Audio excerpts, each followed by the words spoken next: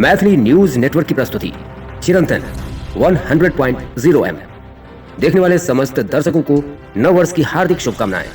कमतौल थाना क्षेत्र के ढड़िया गांव में सिलेंडर लीक होने के कारण आग फैलने की घटना सामने आ रही है, जिसमें 3 लोग बुरी तरीके से झुलस गए। दरभंगा शहर में ठंड के बढ़ते प्रकोप को देखते हुए जिले के सभी सरकारी और गैर सरकारी विद्यालय के वर्ग 5 तक की कक्षा को 9 जनवरी तक किया गया स्थगित।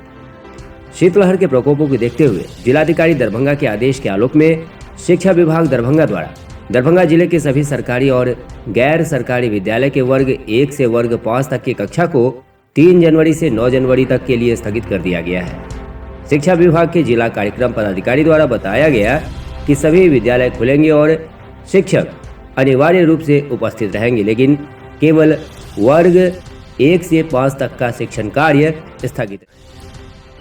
साहित्यिक सांस्कृतिक संस्था हिंदी समाहार मंच दरभंगा द्वारा डॉक्टर अयूब रायन की पुस्तक अंसारी नगीना की समीक्षा संगोष्ठी सह मंच की ओर से 2022 के कैलेंडर का वितरण कार्यक्रम वाचनालय लक्ष्मेश्वर सार्वजनिक पुस्तकालय में अखिलेश कुमार चौधरी की अध्यक्षता में आयोजित किया गया। नए साल की रात दरभंगा में हुआ एक बड़ा हादसा। मबीओपी अंतर्गत पोल से टकराई कार, जिसमें 2 व्यक्ति की मौत हो गई और 3 अन्य जख्मी हो गए। सिंहवार अंतर्गत मबीओपी के सीसो बेलोना के निकट बिजली पोल से टकराकर एक कार गड्ढे में गिर गई। इस दुर्घटना में 2 व्यक्ति की मौत हो गई, जहां 3 व्यक्ति गंभीर रूप से घायल हो गए, जिन्हें डीएमसीएच में भर्ती कराया गया।